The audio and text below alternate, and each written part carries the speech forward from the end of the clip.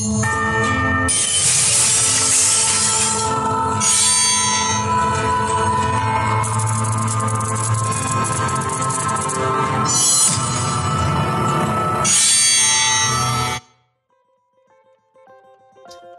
হারাধনের বড় দুঃখ।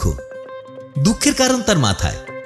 তার যে মাথা খারাপ হয়ে গেছে তা নয়, তাহলে তার বন্ধু বান্ধবরা তার সম্বন্ধে দুঃখিত হলেও সে নিজের সম্বন্ধে কোনো দুঃখ বোধ করত না। কেননা তার যে মাথা খারাপ হয়েছে আর সকলে তা জানলেও তার অজানা থাকত। তার দুঃখের কারণ তার মাথার চুলে। হারাধনের বয়স বেশি নয়, এই 22 বছর মোটে, কিন্তু এরই মধ্যে তার দারুণ চুল উঠতে আরম্ভ করেছে। প্রত্যহ তেল মাখতে, চুল আঁচড়াতে এত বেশি চুলক্ষয় হচ্ছে যে ভারী ভাবনায় পড়ে গেছে। এভাবে আর কিছুদিন চললে টাক পড়তে আর দেরি কি? আর টাক পড়বে এই বয়সে। তার উপর হারাধন আবার কবিতা লেখে, যাকে বলে তরুণ কবি। রবীন্দ্রনাথ থেকে প্রায় প্রত্যেক কবিরই কেশাধিক্য দেখতে পাওয়া যায়। তাই থেকে হারাধনের ধারণা চুলের সঙ্গে কবিতার নিকট সম্পর্ক কিছু আছে। বোধহয় আকাশের উড়ন্ত ভাবগুলো চুলে এসে আটকে যায়। যেমন বেতারের তারে শব্দ তরঙ্গ ধরা পড়ে, চুল গেলে কি আর সে কবিতা লিখতে পারবে? বোধহয় না। আজ যদি রবীন্দ্রনাথের মাথা ন্যাড়া করে দেওয়া হয়, তিনি কি আর কবিতা লিখতে পারবেন? না, কবিতাও লিখতে পারবেন না, আবার নোবেল তলাতেও আর যেতে হবে না তাকে। এবং চুল উঠে গেলে সেই নোবেল আর তার বরাতেও কোনোদিন থাকবে না। তাই হারাধন ভারী ভাবনায় পড়ে গেছে। চুল চলে গেলে ব্যক্তিত্ব যায়, যৌবন যায়, মাধ্যাকর্ষণ ছাড়া পৃথিবীর আর সমস্ত আকর্ষণ চলে যায়। কেবল জীবনটা থাকে, তাও কেবল প্রাণে থাকে মাত্র। সেই জীবনের কোনো মানে থাকে না। তাই হারাধন বড় ভাবিত। অবশেষে হারাধন বিজ্ঞরত্ন, বিজ্ঞাচার্য, ধন্বন্তরী এইসব উপাধি সাইনবোর্ডে দেখে এক কবিরাজের শরণ নিল। গিয়েই প্রশ্ন করল, আগে মশাই, আপনাদের কবিরাজিতে কি এই সমস্ত আধিব্যাধির প্রতিকার আছে? কবিরাজ মহাশয় বিস্ময়ের বিমূঢ়তা অতি কষ্টে কাটিয়ে উঠে উত্তর দিলেন, বলেন কি আপনি? ত্রিকালজ্ঞ মুনি ঋষিদের আবিষ্কৃত এই আয়ুর্বেদ শাস্ত্র আপনি যে অবাক করলেন আমাকে। না না, আমি তা বলছি নে, শাস্ত্রের উপর কোনো কটাক্ষপাত করছি নে। আমি বলছি কি। বাধা দিয়ে কবিরাজ বললেন, কটাক্ষপাত আর কাকে বলে? আজ না হয় ওই সদ্য বিষ এই অ্যালোপ্যাথিগুলো এসেছে, কিন্তু আগে কোন ওষুধ খেয়ে বাঁচতেন? সত্যে, ত্রেতায়, দাপরে? আপনি ভুল করছেন। আমি সত্য কি ত্রেতা যুগে ছিলুম না, দাপরেও আমি বাঁচিনি, এমনকি 22 বছর আগেও। ওই তো আজকালকার ছেলেদের দোষ।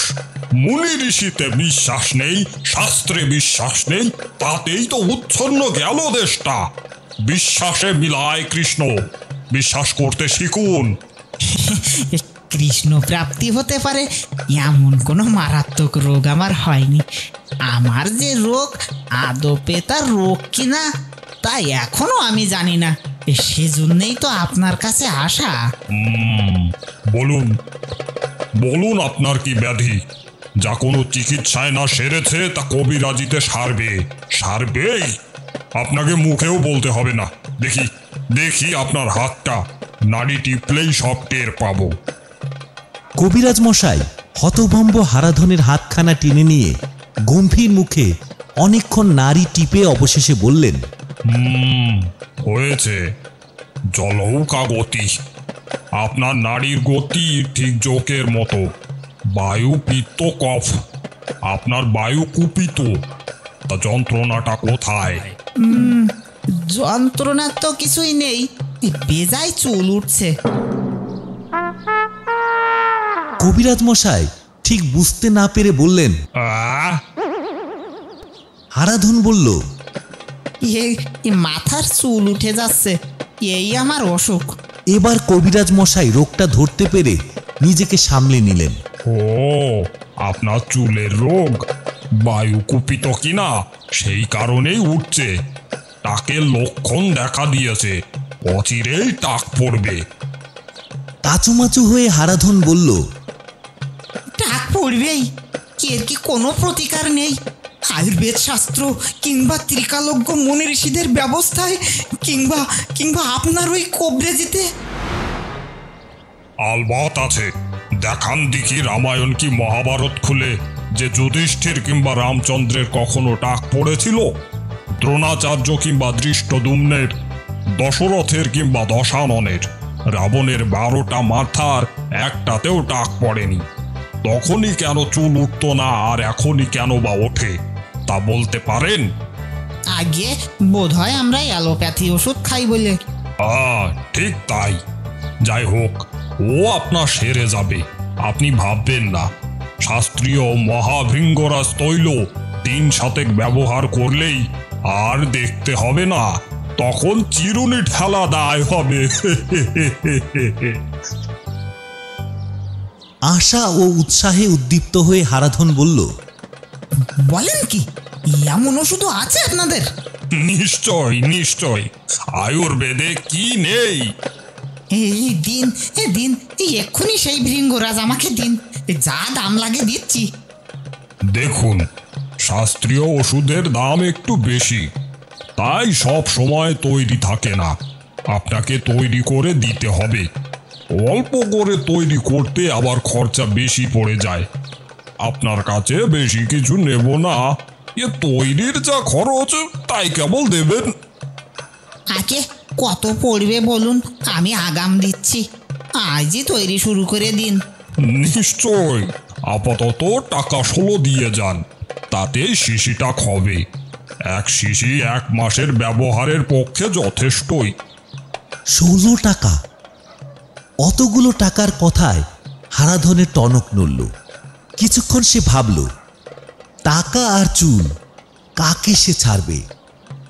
অবশেষে চুলেরই জয় হলো। রবি ঠাকুরের কথা কাহিনীতে সে পড়েছিল, কে এক মুসলমান সম্রাট কোনো এক পরাজিত শিখকে প্রাণ দিতে চেয়েছিল তার চুলের বিনিময়ে, কিন্তু সেই শিখ চুল দিতে রাজি না হয়ে একেবারে মাথাটাই ধরে দিতে চেয়েছিল। সুতরাং হারাধন যে টাকা দিতে প্রস্তুত হবে, এ আর বেশি কথা কি? যদিও 16 টাকা সামান্য টাকা নয়, বিশেষত হারাধনের পক্ষে। হারাধন টাকা 16টা দিয়ে আমতা আমতা করে বলল, আগে দেখুন, আমার একটা প্রশ্ন আছে। এটা আপনার আয়ুর্বেদ শাস্ত্রের উপর কটাক্ষপাত বলে ভাববেন না। আমার জিজ্ঞাসা এই, আপনি তো মহাভৃঙ্গরাজের মালিক, তবে আপনার মাথায় এমন চৌকস টাক কেন মশাই? টাকাটা ট্যাকে গুজে মধুর হাস্য করে কবিরাজ বললেন, বুঝলেন না, ওটা বিজ্ঞাপন, তেলের নয়, আমার নিজের। টাক প্রবীণতার লক্ষণ, আর প্রবীণ চিকিৎসক না হতে পারলে কি পসার জমে? টাকা হলে টাক হয়, কথায় বলে না? এর উল্টোটাও সত্যি, টাকের চাকচিক্য থেকেও টাকার চাকচিক্য। হারাধন তথাপি যেন আশ্বস্ত হতে পারল না। কবিরাজ পুনরায় বললেন, দেখুন, এজন্য ভৃঙ্গরাজ মাখা দূরে থাক, আমরা তা শুকি না পর্যন্ত, পাছে টাক না পড়ে আবার। এখন তো টাক পড়ে গেছে, কিন্তু এখনো মশাই বিশ্বাস করি না ওই তেলটাকে। তেলের এমন গুণ শুকলেও চুল গজায়। এতক্ষণে হারাধন নিশ্চিন্ত হল। ধন্বন্তরী মশাইকে নমস্কার করে লাফাতে লাফাতে বাড়ি ফিরল সে, অবশ্য মনে মনে লাফিয়ে। ইচ্ছে থাকলেও 22 বছর বয়সে 12 বছরের মতন লাফানো যায় না তো।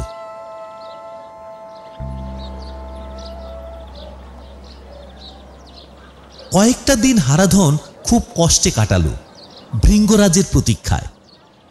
অবশেষে ওষুধ তৈরি হয়ে এলো। ও বাবা, এ যে নিদারুণ গন্ধ! তার সৌরভের সঙ্গে তুলনা দেবার উপযুক্ত শব্দ নেই। সে তেল মেখে খেতে বসলে পেটের ভাত গিয়ে মাথায় উঠবে, অর্থাৎ মাথায় উঠবার চেষ্টায় সামনেই সদর দরজা খোলা পেয়ে গলা দিয়ে গলে বেরোবে। সে তেল মাথায় মেখে রাস্তায় বার হলে পেছনে কুকুর লাগবে কিনা বলা যায় না, তবে পথের লোকেরা তাড়া করবে নির্ঘাত, তাতে ভুল নেই। কি করে বেচারা হারাধন? চুলের দায় প্রাণের দায়ের চেয়ে বড়। তেল মেখে অন্য লোকের কাছ থেকে তফাতে থাকে, কিন্তু নিজের থেকে দূরে থাকা যায় না তো। মাথাটা আবার নাকের বেয়ারা রকম কাছে। এই সত্যটা এতদিন একেবারে অজানা না থাকলেও এখন খুব প্রবলভাবেই যেন তার গোচর হতে থাকে।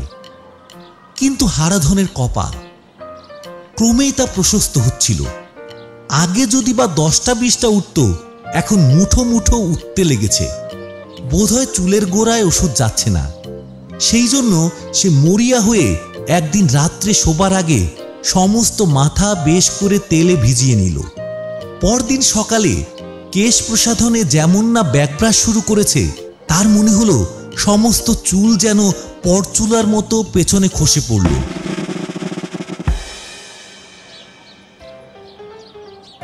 হারাধন আয়নার সামনে দৌড়ে গিয়ে দেখে, ওমা, তাই তো!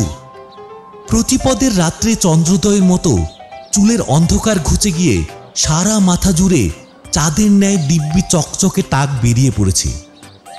হারাধন প্রথমে ভাবল দাগ ছেড়ে কাঁদে, তারপর মনে হলো এখনই গিয়ে টুটি টিপে ধন্বন্তরীকে তার স্বস্থান থেকে স্বর্গে পাঠিয়ে দেয়। একবার তার ইচ্ছে হলো লোটা কম্বল নিয়ে বিরক্ত হয়ে বেরিয়ে পড়ে, আর সংসারে থেকে লাভ কি? সন্ন্যাসী হয়ে যেদিকে দুচোখ যায় চলে যায়। শুধু গেরুয়াটা পরে নিলেই চলবে, কষ্ট করে আর মাথা মুড়োতে হবে না। সে কাজটা এগিয়েই রয়েছে। অবশেষে মনে করল, না, বেঁচে আর সুখ নেই, সে আত্মহত্যা করবে। কিন্তু কিছুই তার করা হলো না। ভাবতে ভাবতে হারাধন তার সদ্যজাত টাকে হাত বুলোতে লাগলো। হাত বুলিয়ে সে বেশ আরাম পেল। প্রত্যেক খারাপ জিনিসেরই ভালো দিক আছে। টাকের ভালো দিকটা এতক্ষণে তার চোখে পড়ল, আর হাতেও ঠেকল। হারাধন অবশ্য এখন আবিষ্কার করেছে যে টাক নিয়েও বেশ টেকা যায়, কিন্তু কবিরাজের রাস্তা সে আর মারায় না। তার কেমন যেন লজ্জা করে। উপাসের ফুটপাত ধরে সে কেটে পড়ে। এক একবার তার মনে হয় বটে যে টাকাগুলো বড্ড ঠকিয়ে নিয়েছে, কিন্তু তা তো আর ফেরত পাবার কোনো উপায়ই নেই। 1-8টা নয়, 16-16টা টাকা। তাতে 16 দিন আরাম করে বেল খসে খাওয়া যেত, 32 দিন বায়োস্কোপে যাওয়া যেত, 2 মাস ফুটবল ম্যাচ দেখা চলত। টাকের চেয়ে টাকার শোকটাই এখন তার বেশি। একদিন হারাধন দেখতে পেল তার এক বন্ধু কবিরাজের দোকান থেকে বেরুচ্ছে। আসন্ন বিপদ থেকে বন্ধুকে বাঁচাবার জন্য সে তাড়াতাড়ি গিয়ে তাকে ধরল। কি হে, এই কবিরাজের কাছে গেছিলে কেন? ও যে সাক্ষাৎ। বন্ধু বলল, আর ভাই বলছো কেন? কোনো পুরুষেই নেই, কি এক ব্যাধি এসে জুটলো আমার। হারাধন তার মাথা ভরা চুলের দিকে সবিস্ময়ে তাকিয়ে বলল, ইয়া, সে কি, তোমারও চুল উঠছে নাকি? না ভাই, বাত, তাও আবার পায়ে।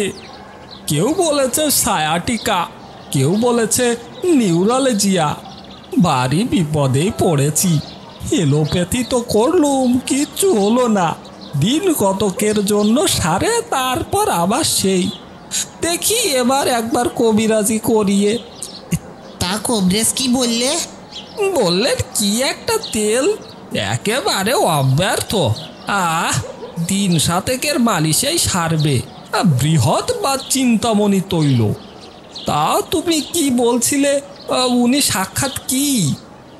আমি বলছিলাম উনি সাক্ষাৎ ধন্বন্তরী, নামেও এবং কাজেও। আমাকে একটা তেল দিয়েছিলেন, এই বলেছিলেন 7 দিন পরে আর দেখতে শুনতে হবে না। তা কথা যা বলেছিলেন কি একেবারে খাঁটি। বলো কি? কিন্তু আমার কপাল, সে তেল এখন তৈরি নেই। দামি জিনিস সব সময় তৈরি থাকে না। এক শিশির দাম পড়বে টাকা 24। তা দিতে আমি এখনই প্রস্তুত ছিলাম, কিন্তু তৈরি হতে লাগবে 3-4 দিন। আমার আবার আজই এলাহাবাদ যেতে হবে। বদলি হয়েছে কি না, একদিনও আর থাকবার উপায় নেই। কি করে বলো তো? তাই তো, কি করবে তাহলে? হ্যাঁ, কি বলছিলে? তোমাকে ওই তেল দিয়েছিলেন না, তার কি কিছু আছে? তার প্রায় সমস্তটাই আছে। সামান্য একটু ব্যবহার করেই যা ফল পেলুম না। তা ভাই, তুমি এই টাকা 24টা নাও আর তেলটা আমাকে দাও, তাহলে বন্ধুর যথার্থ উপকার করা হবে। তা কি করে হয়? সে যে তা তোমার বাত তো সেরেই গেছে ভাই, আর ও তেল রেখে কি করবে? কিন্তু না না না না, আর কিন্তু না। বাড়ির কাছেই কভারেজ, দরকার হলে তৈরি করিয়ে নিও না। ওটা আমাকে দিতেই হবে তোমার। 3 মাসের জন্য এলাহাবাদে ঠেলেছে। তোমার কাছে যা শুনলাম তাতে বিদেশ বিভুইয়ে ওই তেল না নিয়ে এক পাও আমি আর এগুচ্ছি না। যে বাত! একরকম জোর করেই টাকা 24টা হারাধনকে গুজে দিয়ে তার বন্ধু তেলটা নিয়ে চলে গেল। হারাধন ভাবল, মন্দ কি, একদিক দিয়ে তো 1.5 গুণ ফিরে এলো। আর মহাভৃঙ্গরাজে বাতের যত ক্ষতি করুক, বৃহৎ বাত চিন্তামণির চাইতে বেশি করবে না নিশ্চয়। তাক হলেই টাকা হয় বলেছিল। কবিরাজের কথাগুলো খাঁটি। হারাধন বিবেচনা করে দেখল, অষ্টমুদ্রা হাতে হাতে আমদানি হলো স্পষ্ট দেখল। কিন্তু 7 দিন বাদে এলাহাবাদ থেকে বন্ধুর চিঠি পেয়ে হারাধন তো অবাক। বন্ধু লিখেছে, ভাই ধন্য তোমার কবিরাজ, 7 দিন মাত্র ব্যবহার করেছি, এর মধ্যেই আমার বাত সম্পূর্ণ সেরে গেছে। তার ওষুধ মন্ত্র শক্তির মতোই অব্যর্থ। কি বলে তাকে যে আমার প্রাণের কৃতজ্ঞতা আর ধন্যবাদ জানাবো, তা তোমাকে কি বলবো।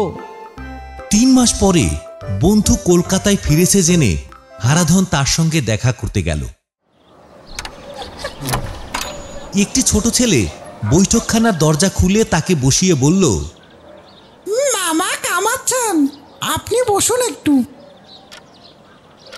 হারাধন বসেই আছে। 15 মিনিট, আধ ঘন্টা, 1 ঘন্টা যায়, বন্ধুর দেখা নেই। অবশেষে 2 ঘন্টা বাদে বসবে কি চলে যাবে এই কথা যখন সে ভাবছে, তখন তার বন্ধু নামল। হারাধন ভারী চটে গেছিল মনে মনে। কাজেই প্রথম সাক্ষাতে কুশল প্রশ্ন, কেমন ছিলে, কি বৃত্তান্ত ইত্যাদি সব ভুলে গিয়ে বলল, মন্দ না, এতক্ষণে লাট সাহেবের নামা হলো। বন্ধু বলল, কিছু মনে করো না ভাই, কামাচ্ছিলুম। হারাধন সবিস্ময়ে বলে, হ্যাঁ, দাড়ি কামাতে কি 1 যুগ লাগে নাকি? দাড়ি নয় হে, পা, এই শ্রীচরণ। পা কামাচ্ছিলে কি রকম? পায়ের রোয়া কি কেউ কামায় নাকি আবার? রোয়া নয় হে, রোয়া নয়, চুল, যাকে সংস্কৃত ভাষায় বলে কেশ কলাপ, কেশ দাম। তাই কামাচ্ছিলাম। পায়ে কেশ দাম? অবাক করলে তুমি আমায়। দুঃখের কথা আর বলো না ভাই, বাত সেরে গিয়ে এই এক উৎপাত। রোয়ায় আর চুলে তফাৎ তো জানো, সে তফাৎ এই, রোয়া খানিকটা বাড়ে, তারপর আর বাড়ে না, কিন্তু চুল ক্রমশ বেড়েই চলে। ভুরু আর চুলে যে তফাৎ, আমার 2টো পায়ের সব জায়গা জুড়ে যা গজিয়েছে, তা রোয়াও নয়, ভুরুও নয়, হাদি ও অকৃত্রিম চুল। না কামালে চলে না, বেড়েই চলে, ছাটারও উপায় নেই। কেননা এমন ঘন বিন্যস্ত যে কেউ তাকে চুল ছাড়া অন্য কিছু বলে ভ্রম করবে না। তাই দাড়ির মতো নিয়মিত পা কামাই। কি করব? হারাধন নিষ্পলক নেত্রে বন্ধুর 2 পায়ের দিকে তাকিয়ে রইল। বন্ধু বলল, নিত্যি এক হাঙ্গাম বটে, কিন্তু ওই বাতের চেয়ে এ ভালো। চুলের রোগের জন্য তো আর ডাক্তারের কাছে ছোটার দরকার করে না, কোনো যন্ত্রণাও নেই এর, আর এ রোগ কামালেই কমে যায়।